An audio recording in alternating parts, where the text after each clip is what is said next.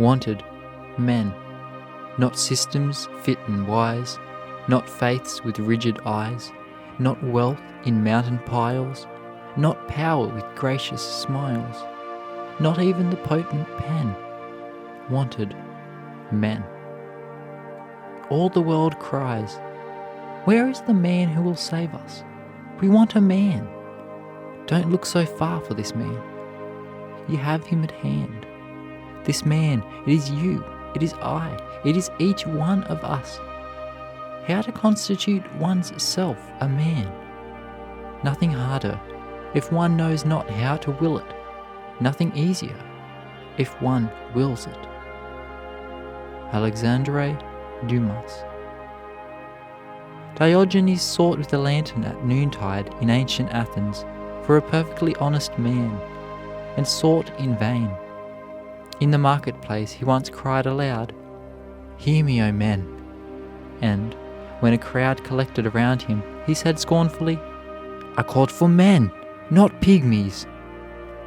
Over the door of every profession, every occupation, every calling, the world has a standing advertisement. Wanted a man. Wanted a man who will not lose his individuality in a crowd. A man who has the courage of his convictions, who is not afraid to say no, though all the world say yes. Wanted a man who, though he is dominated by a mighty purpose, will not permit one great faculty to dwarf, cripple, warp, or mutilate his manhood, who will not allow the overdevelopment of one faculty to stunt or paralyze his other faculties. Wanted a man who is larger than his calling, who considers it a low estimate of his occupation to value it merely as a means of getting a living. Wanted a man who sees self-development, education and culture, discipline and drill, character and manhood in his occupation.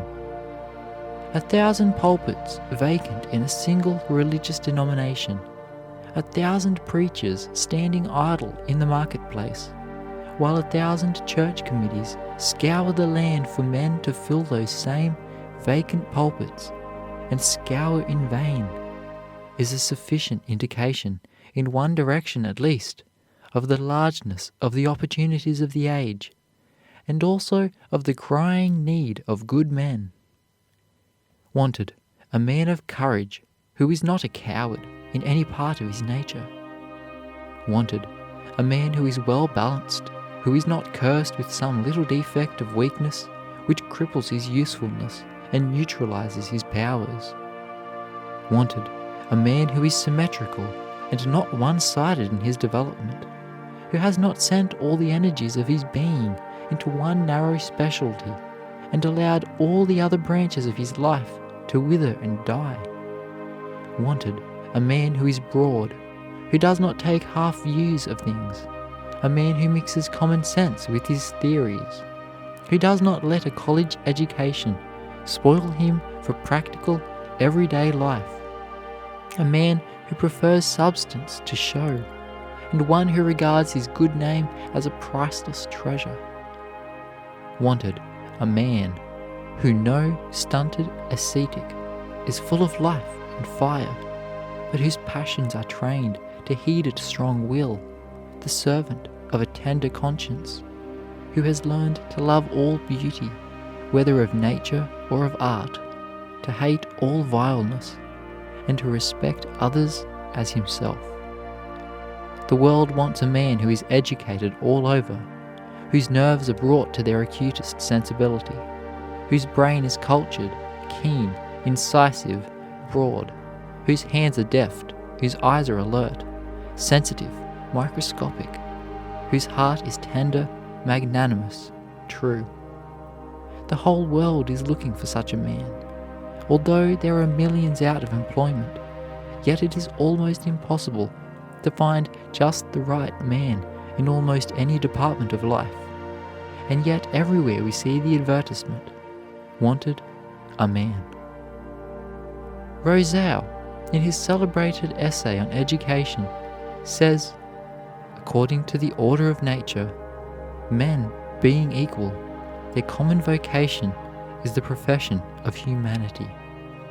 And whoever is well educated to discharge the duty of a man cannot be badly prepared to fill any of those offices that have a relation to him. It matters little to me whether my pupil be designed for the army, the pulpit, or the bar. Nature has destined us to the offices of human life antecedent to our destination concerning society. To live is the profession I would teach him. When I have done with him, it is true he will be neither a soldier, a lawyer, nor a divine. Let him first be a man. Fortune may remove him from one rank to another as she pleases. He will be always found in his place. A little short doctor of divinity in a large Baptist convention stood on a step and said he thanked God he was a Baptist.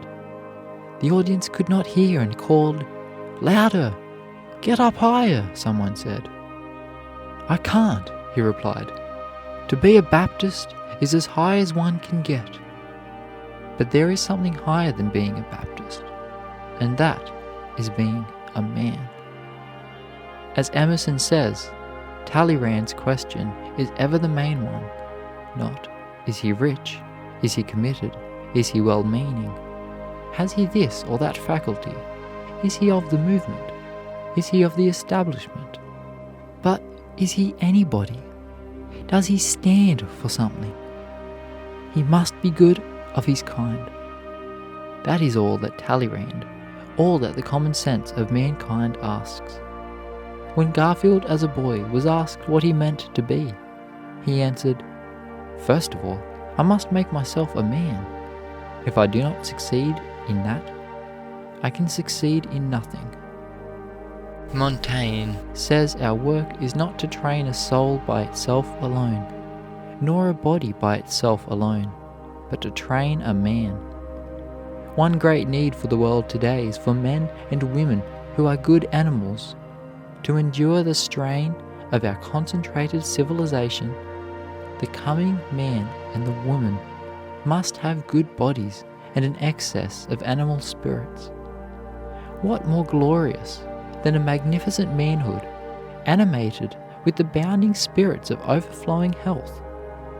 It is a sad sight to see thousands of students graduated every year from our grand institutions, whose object is to make stalwart, independent, self-supporting men, turned out into the world saplings instead of stalwart oaks, memory glands instead of brainy men, helpless instead of self-supporting, sickly instead of robust, weak instead of strong, leaning instead of erect. So many promising youths, and never a finished man. The character sympathizes with and unconsciously takes on the nature of the body. A peevish, snarling, ailing man cannot develop the vigor and strength of character which is possible to a healthy, robust, cheerful man. There is an inherent love in the human mind for wholeness, a demand that man shall come up to the highest standard, and there is an inherent protest or contempt for preventable deficiency. Nature, too, demands that man be ever at the top of his condition. As we stand upon the seashore while the tide is coming in, one wave reaches up the beach far higher than any previous one, then recedes, and for some time none that follows comes up to its mark. But after a while the whole sea is there and beyond it. So now and then there comes a man, head and shoulders above his fellow men, showing that nature has not lost her ideal. And after a while, even the average man will overtop the highest wave of manhood yet given to the world. Apelles hunted over Greece for many years, studying the fairest points of beautiful women, getting here an eye, there a forehead, and there a nose.